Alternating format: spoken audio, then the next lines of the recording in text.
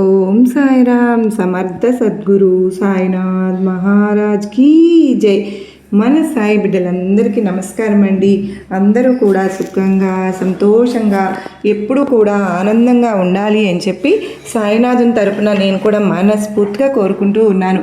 ఈరోజు సాయినాథుడు అందించే సందేశం ఏంటి అంటే కనుక, బిడ్డా నా ముందే ఎందుకమ్మా అలా చేస్తున్నావు, అసలు ఎందుకు ఇలా జరుగుతుంది, ఏం తప్పు జరగబోతోంది బిడ్డ, నువ్వు ఇది తెలుసుకోవాల్సిన సమయం, సరైన సమయం ఇదే.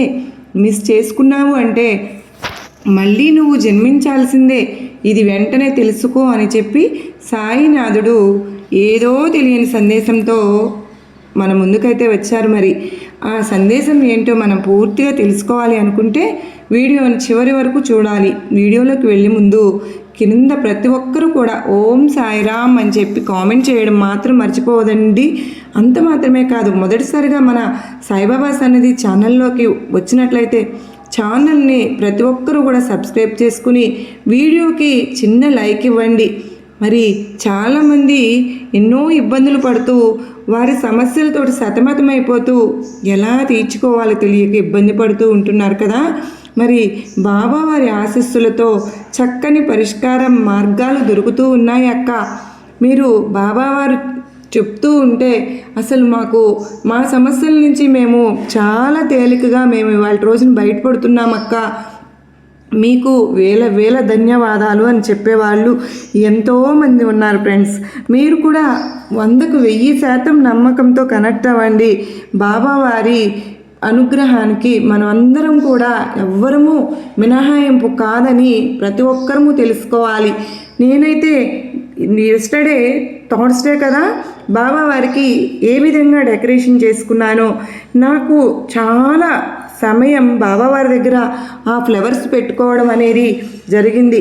అదంతా కూడా ఈరోజు వీడియోలో మొత్తం చూస్తూ మీరందరూ కూడా ఆనందిస్తూ బాబావారి యొక్క సందేశం ఏమిటో తెలుసుకోవాలని నేను కూడా మనస్ఫూర్తిగా కోరుకుంటూ ఉన్నాను. మరి సాయినాథుని సందేశం తెలుసుకుందామా బిడ్డ? ప్రతి మనిషి కూడా తను తప్పు చేస్తూ నేను ఎవరికి కూడా దొరకను కదా, అందరూ కూడా ఎవరి పనుల్లో వాళ్ళు నిమగ్నపై ఉన్నారు.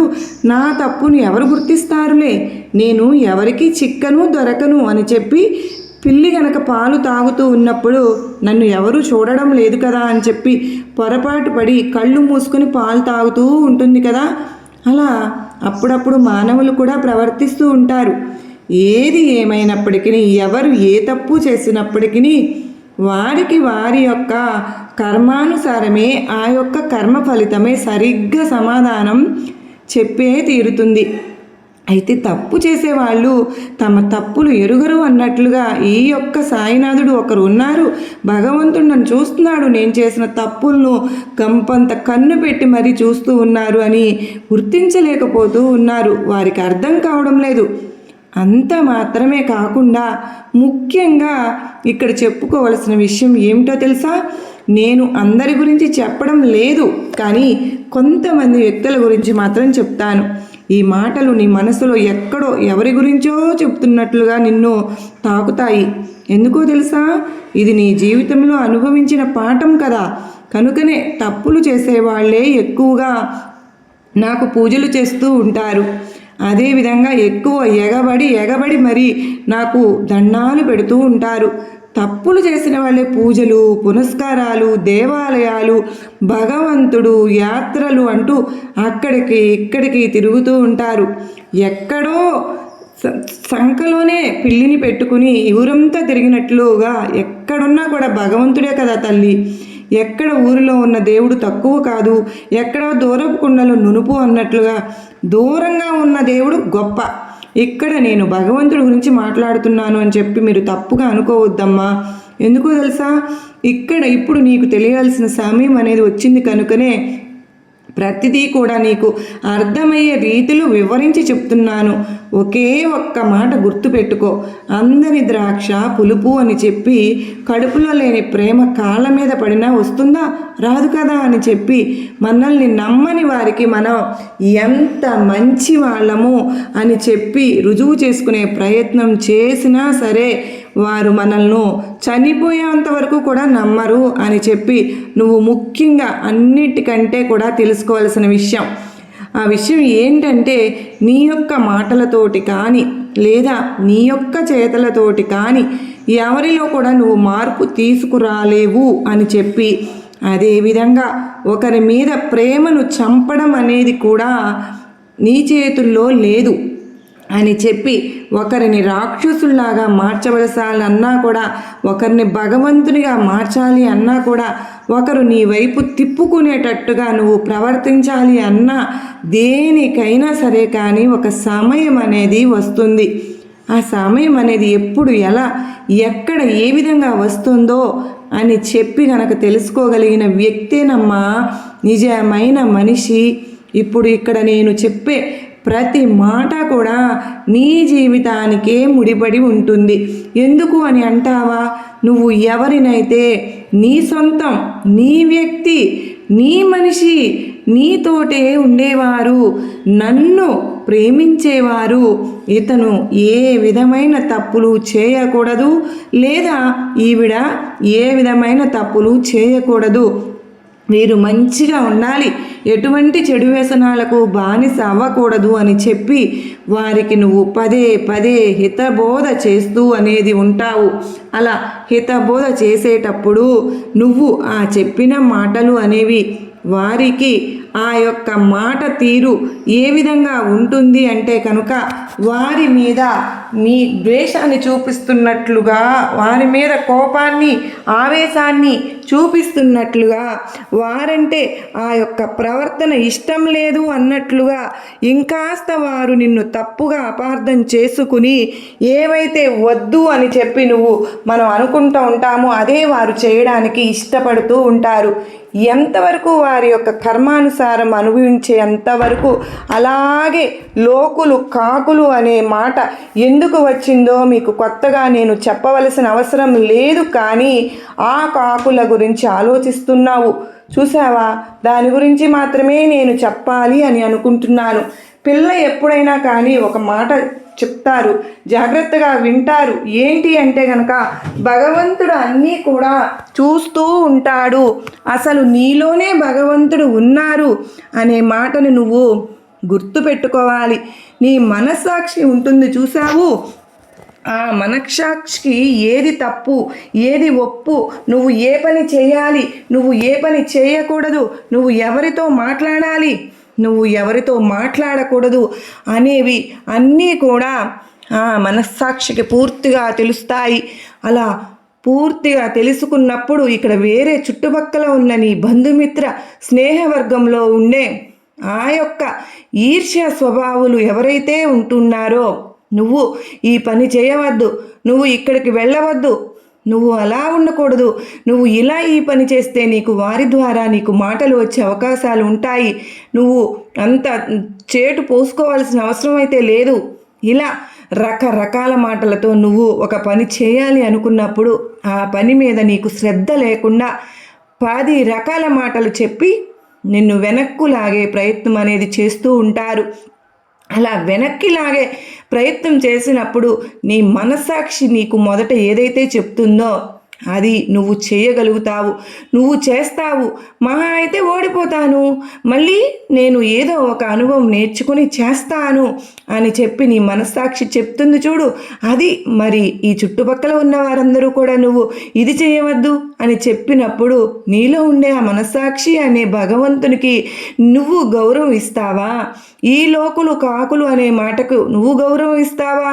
అది మాత్రమే నువ్వు నిర్ణయించుకోవాల్సి ఉంటుంది. ఇక మరొక విషయం చెప్పమా, నువ్వు ఏదైనా పని చేసినప్పుడు వారు నా గురించి ఈ విధంగా మాట్లాడుకుంటున్నారు, నేను ఈ పని చేస్తే నన్ను తప్పుగా అనుకుంటారేమో, అయ్యో నేను ఈ ఫంక్షన్కి వెళ్తున్నాను, నా తోడు ఎవరూ లేరే, నేను ఒంటరిగా వెళ్తున్నాను, ఒకవేళ నన్ను తన వెనక ఎవరూ లేరు అని చెప్పి అపార్థం చేసుకుంటారా లేదా నన్ను తక్కువగా చూస్తారా, లేదా నన్ను హేళన చేస్తారా, ఇలా రకరకాల అనుమానాలు సమాజంలో తిరుగుతూ ఉన్నప్పుడు వస్తూ ఉంటాయి. తల్లి, ఎప్పుడైనా సరే కానీ ఇక్కడ ఎవరు కూడా బంగారు పళ్ళెంలో నుంచి ఆకాశం నుంచి ఊడి కింద పడలేదమ్మా. ప్రతి ఒక్కరూ కూడా తల్లిదండ్రులకు పుట్టిన వాళ్ళే. నువ్వు కూడా భూమి మీదకు ఏ విధంగా వచ్చావో అవతలి వ్యక్తులు కూడా భూమి మీదకి అదే విధంగా కదా వచ్చారు.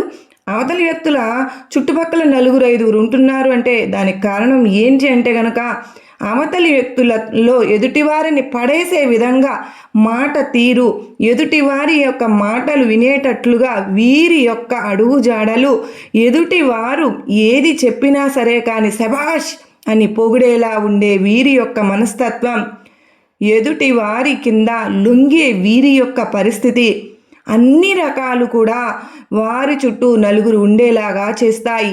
నీ మనసులో ఉండే భావన ఏంటో నేను చెప్పనా? నా పని నేను చేసుకుంటూ వెళ్తాను, నా కష్టం నేను పడుకుంటూ వెళ్తాను.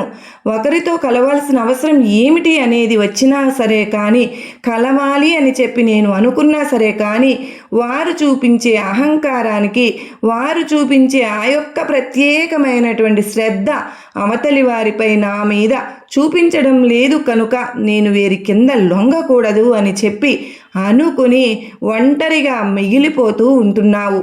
తల్లి, ఇక్కడ ఒక మాట చెప్పనా? జాగ్రత్తగా వింటావా? ఎప్పుడైనా సరే కానీ ఎక్కడ నెగ్గాలో తెలిసిన వారికే ఎక్కడ తగ్గాలో కూడా తెలుస్తుందన్నమాట. కనుక తగ్గే సమయం వచ్చినప్పుడు తప్పు లేదమ్మా, తగ్గు. ఒకరి కింద లొంగాల్సిన సమయం వచ్చినప్పుడు లొంగు, అక్కడ కూడా తప్పు లేదు. నీ యొక్క అవసరాలను తీర్చుకోవడానికి, నీ యొక్క పనులను చేపించుకోవడానికి ఒకరు చెప్పిన మాట వినాల్సిందే, అందులో కూడా తప్పు లేదు. కానీ ఇక్కడ ఒకరి కింద లొంగడము అంటే నువ్వు ఓడిపోయినట్లు కాదు బిడ్డ. ఒకరి కింద నువ్వు అవసరం అని చెప్పి వారి అవసరం కోసం, అంటే నీ అవసరం కోసం వారి దగ్గరకు వెళ్ళావు అంటే వారి కింద నువ్వు చెయ్యి చాపినట్లుగా అని చెప్పి నువ్వు అనుకోనే వద్దు. ఇక్కడ ఎవరి పనులు వారు గడిపించుకోవడం కోసం, ఎవరి అవసరాలు వారు తీర్చుకోవడం కోసం ప్రతి ఒక్కరూ కూడా నటన పడేవాళ్లే. ఇక్కడ ఎవరికి కూడా ఒకరి మీద ఒకరికి ప్రేమలు అనేవి లేవు, ఆప్యాయతలు లేవు. ఇదైతే మాత్రం నిజం, ఒప్పుకుంటావా? లేదు.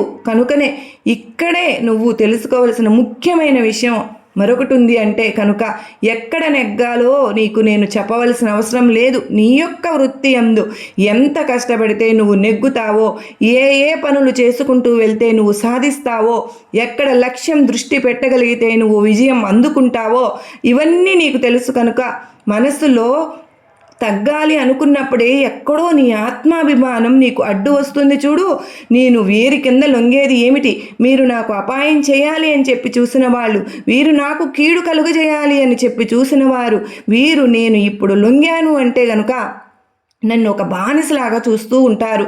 ఏమో ఇది కరెక్ట్ కాదు కదా, ఇది తప్పు కదా అని చెప్పి నువ్వు అనేక ఆలోచనలతోటి కొన్నిసార్లు నీ పనులను కూడా వెనక్కి లాగేసుకుంటూ ఉన్నావు. కానీ వసుదేవుడు అంతటి వాడే గాడిద కాళ్ళు పట్టుకున్నాడు అన్న మాటని మరచిపోతున్నావు బిడ్డ.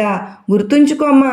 ఎందుకంటే ఇక్కడ పని జరగడం ముఖ్యం, కానీ ఈ పని జరిపించుకునే సమయంలో నీ ద్వారా ఎదుటివారికి నష్టం కలగనంత వరకు కూడా నువ్వు ఏ తప్పు చేయనట్లే లెక్క.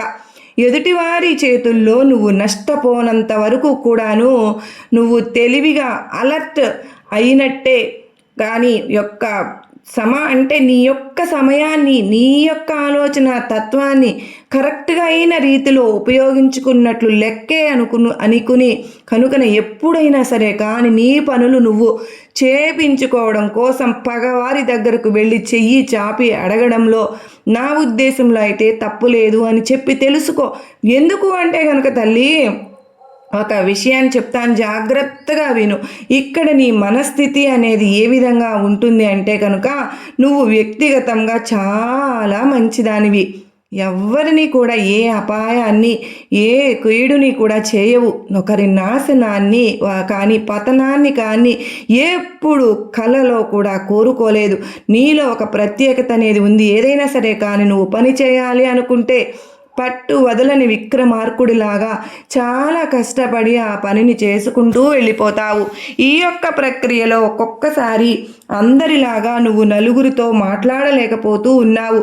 చిన్నప్పటి నుంచి కూడా ఎన్నో కష్టాలు బాధలు పడి ఒకరి కింద తగ్గి తగ్గి ఉండడం వల్ల అసలు నీ యొక్క మానసిక స్థితి అనేది నలుగురిలోకి వెళ్ళి మాట్లాడాలి అంటే కొంచెం భయంగా అనిపిస్తూ ఉంటుంది. కానీ ఎప్పుడైతే నీకు వయసు పెరుగుతూ వచ్చిందో అప్పుడు నీలో ధైర్యం అనేది పెరుగుతూ రావాలి. ఎదుటివారు పులులు సింహాలు కాదు కదా బిడ్డ. ఎప్పుడైనా సరే కానీ ఎవరితో అయినా సరే కానీ ఎలాగైనా కానీ తెలివిగా మాట్లాడగలిగే సత్తా నీలో ఉన్నప్పుడు కాస్త ఆ తెలివికి ధైర్యాన్ని గనుక కూడా పలుకుకోగలిగితే ఇక నిన్ను మించిన యోధులు ఎవరూ ఉండరు అని చెప్పి నేను చెప్తున్నాను. ఎవరైతే నా ముందు కుప్పిగంతులు వేస్తూ ఉన్నారో, ఎవరైతే ఇక్కడ ఈ ప్రపంచంలో ఈ జగన్నాటకంలో ముఖ్యమైన సూత్రధారులు ప్రత్యేకించి నీ జీవితంలో ఎవరైతే గనుక నిన్ను పతనం చేయాలి అని చెప్పి చూస్తూ పైకేమో నువ్వు బాగుండాలి, నువ్వు సంతోషంగా ఉండాలి, నువ్వు ఆనందంగా ఉండాలి అని చెప్తూనే ఉంటారు. కానీ వాళ్ళ మాటలు ఎలా ఉంటాయంటే ఎంత తీయగా వాళ్ళ నటనను అనేది మన ముందు ప్రదర్శిస్తూ ఉంటారు అంటే నిజంగా వీళ్లకు నా మీద ఇంత ప్రేమ, ఇంత అభిమానం అని నువ్వే ఆశ్చర్యపోయే విధంగా ఉంటుంది. కానీ లోపల అలా ఉండరు. కానీ పై మాటలు చెప్తూ వారి యొక్క ప్రవర్తనను మంచిగానే అనిపిస్తూ ఉంటారు. కానీ ఈర్ష్య లోపల, అసూయ, ద్వేషం ఇలా నీ మీద ఏవైతే రకరకాలు చూపిస్తూ ఉన్నారో నీతో మంచిగానే ఉంటూ నోటితో మాట్లాడుతూ నొసలతో విక్రిస్తూ ఉంటున్నారు. అదేవిధంగా నీ గురించి నలుగురికి వెళ్ళి ఎవరైతే చెడుగా ప్రచారం చేసి చెబుతూ ఉన్నారో అటువంటి వారు ఎవరైతే కానీ ఎన్ని కుప్పిగంతులు వేసినా సరే కానీ ఆ కుప్పిగంతులన్నిటికీ కూడా ఆట కట్టించగలిగే సత్తా అనేది ఈ బాబాకు ఉంది అని చెప్పి తెలుసుకో తల్లి. ఎందుకో తెలుసా, సమయం అనేది రావాలి కదమ్మా. సమయం వచ్చినప్పుడు మాత్రమే కదా ప్రతి దానికి సమాధానం కూడా దొరుకుతూ ఉంటుంది. అలా దొరికినప్పుడు కదా బిడ్డ అసలైన కష్టం అనేది మొదలవుతుంది. కనుక నీ వల్ల తప్పు లేకుండా చేసుకో చాలు. ఇంకా ఇలా కాకుండా నువ్వు తప్పు చేస్తున్నావు అని చెప్పి నేను గట్టిగా చెప్తున్నాను. ఎక్కడ బాబా నేనేం తప్పు చేస్తున్నాను అని ప్రశ్నిస్తున్నావు కదూ. ఒకరి గురించి ఆలోచన ఒకటి, ఒకరు మారతారు అని చెప్పి ఎదురు చూస్తూ ఉండడం, ఒకరిలో ప్రేమను వెతుక్కుంటూ ఉండడం, ఒకరు నీ మీద ప్రేమను చూపించాలి అని చెప్పి నువ్వు ఎదురు చూస్తూ ఉండడం, ఎందుకమ్మా వారి ప్రేమను నువ్వు ఆశించడం, ఇవన్నీ కూడా తప్పులే కదా బిడ్డ. అంటే నీకు ఇక్కడ అనిపించడం లేదా నేను వారి కింద తక్కువ అని చెప్పి వారి నుంచి నేను ఏదో ఆశిస్తున్నాను కనుకనే వారి నుంచి నేను చెయ్యి చాపుతున్నాను కదా వారి కింద అని చెప్పి నీకు అనిపించడం లేదా? ఇది కూడా అడుక్కోవడమే అవుతుంది. ప్రేమ అనేది అడుక్కుంటే రాదమ్మా. కడుపులో లేని ప్రేమ కాళ్ళ మీద పడినా కూడా రాదు. ఆ విషయాన్ని నువ్వు గుర్తు పెట్టుకో. కనుక ఎవరి ప్రేమ కోసము నువ్వు ఇలా వేచి చూసి ఎదురు చూసి ఏడవలసిన అవసరం లేదు. నీ మీద నువ్వు ప్రేమ చూపించుకో. మొదట్లో కొంచెం కష్టంగానే ఉంటుంది, కానీ తరువాత అసలు నిజాలు కూడా తెలుస్తాయి. అప్పుడు నిజంగా సంతోషపడిపోతావు. అంత మాత్రమే కాదు, ఒకరిలో మార్పు తేవాలి అని చెప్పి నువ్వు ఎప్పుడు కూడా ప్రయత్నించవద్దు. నీ వల్ల సాధ్యమైనంత వరకు ఒకసారి చెప్పు, 2 సార్లు చెప్పు, 3 సార్లు కూడా చెప్పు, 4 సార్లు చెప్పు. అంతేగా 4 సంవత్సరాలు మాత్రం చెప్పమాకు, 10 సంవత్సరాలు చెప్పమాకు. నాకు వాళ్ళు 10 రోజుల్లోనే మారతారు, పోనీ సంవత్సరంలో మారతారు, ఇలా 4 ఏళ్ళు, 10 ఏళ్ళు, 15 ఏళ్ళు, 18 ఏళ్ళు గడిస్తే ఇక వారు మారరు అని చెప్పి తెలుసుకో. పదే అరవడం వల్ల నీ యొక్క మానసిక స్థితి, ఆ యొక్క మానసిక స్థితిలో ఉండే ఆరోగ్యాన్ని నువ్వు కోల్పోతావు అని చెప్పి తెలుసుకో. జీవితం అంటే వేరే ఏమీ కాదు బిడ్డ, నీది కూడా జీవితమే కదా. మరి ఇలా వారు అరుస్తూ అంటే వారితో అరిచి ఇప్పటికే సగం జీవితాన్ని నువ్వు కోల్పోయావు. ఇకనైనా సంతోషంగా బ్రతకడం నేర్చుకో. ఇదే సరైన సమయం. ఈ సమయంలో కూడా సంతోషంగా గడపకపోతే మళ్ళీ జన్మ ఎత్తుతావో లేదో, మళ్ళీ జన్మలో అసలు మనిషిగా పుడతావో లేదో, అలా పుట్టినా ఇప్పుడు పడిన సంతోషాలైనా దక్కుతాయో లేదో ఎవరికి తెలుసమ్మా. కనుక ఎవరికి ఏ అన్యాయము చేయకుండా, ఏ నష్టాలు కలిగించకుండా, నువ్వు ప్రశాంతంగా ఉంటూ కోపం తెచ్చుకోకుండా, ఆవేశపడకుండా, ఆనందంగా, ఓర్పుగా, సంతోషంగా జీవితంలో వేసే ప్రతి అడుగు కూడా అది ఆచితూచి వేయగలిగావు అంటే గనుక తెలివితేటలను నువ్వు కనపరుస్తూ వాటిని ధైర్యంగా ముందుకు అడుగు వేయగలిగావు అంటే కూడా అంతా కూడా నేనే చూసుకుంటాను. ఇక ఆ కుప్పిగంతులు వేసే కప్పగంతులు వేసే యొక్క ఆ శాల్తీలు ఎవరు నాకు బాగా తెలుసు. వారి ఆట నేను కట్టిస్తానుగా. వారి గురించి నువ్వు పూర్తిగా మరచిపోయి నీ గురించి నువ్వు ఆలోచించుకో, అర్థమైంది కదూ అని చెప్పి చక్కటి సందేశాన్ని సాయినాథుడు అందించారు కదండి. ఈరోజు సాయినాథుడు ఇది అర్థం చేసుకోవాలి. కానీ ఈ సందేశంలో ఒక గొప్ప ఆంతర్యం అనేది ఉంది. ఎంతో అసలు ఈ సందేశం అనేది ఎవరు చెప్తారు మనకు? మన తల్లిదండ్రుల తర్వాత మన సాయినాథుడే కదా మనకు చెప్పేది. ఎందుకు చెప్తారు? మన మంచి కోసం, మన భవిష్యత్తు కోసం, మనం ఆనందంగా ఉండడం కోసమే కదండి సాయినాథుడు చెప్పేది. కనుక ఈ సందేశంలో ఉండే ఆంతర్యాన్ని మీరు పూర్తిగా గ్రహించారు. ఈ సందేశం యొక్క ఆంతర్యం మీకు అర్థమైంది అని నేను కూడా అనుకుంటూ ఉన్నాను. అలాగే నచ్చింది అని కూడా అనుకుంటున్నాను. నచ్చింది అనుకున్న ప్రతి ఒక్కరు కూడా ఈ వీడియోకి ఒక లైక్ అయితే ఇవ్వండి. లైక్ ఇచ్చిన వెంటనే హైప్ అని వస్తుంది కదండి, హైప్ ఇవ్వండి. మొదటిసారి మన సాయిబాబా సన్నిధి, అమ్మ సన్నిధికి వచ్చినట్లయితే మన ఛానల్ని సబ్స్క్రైబ్ చేసుకుని సపోర్ట్ చేయండి. కింద కామెంట్ సెక్షన్లో ఓం సాయిరామ్ శ్రీమాత్రే అని నమః అని కామెంట్ చేయండి. మరొక చక్కని అమ్మవారి సందేశంతో, సాయినాథుని సందేశంతో తప్పకుండా కలుసుకుందామండి. మరి మీ అందరికీ నచ్చినట్లయితే మీ వీడియోని తోటి సాయి బిడ్డలకు, అమ్మ బిడ్డలకు చేరవేయండి. అంతవరకు మన కుటుంబం పైన, మనపైన సాయినాథుని యొక్క, అమ్మవారి యొక్క ఆశీస్సులు మనందరిపైన ఉండాలని ఎల్లకాలం నేను కూడా మనస్ఫూర్తిగా కోరుకుంటూ ఉన్నాను. మరో చక్కని సాయినాథుని, అమ్మవారి సందేశంతో కలుసుకుంటానండి. అంతవరకు కూడా మన కుటుంబంకి ఆయురారోగ్యాలు, అష్టైశ్వర్యాలు ప్రసాదించాలని ఆ తల్లిని, దుర్గమ్మ తల్లిని, బాబావారిని నేను కూడా మనస్ఫూర్తిగా మీ అందరి తరపున వేడుకుంటూ ఉన్నాను ఫ్రెండ్స్. మరి మనందరము కూడా బాబావారి బాటలో, అమ్మవారు చెప్పిన మాటలను నడుచుకుంటూ జీవితాన్ని ధన్యం చేసుకుందాం. సర్వేజన సుఖినో భవంతు, లోకా సమస్త సుఖినో భవంతు.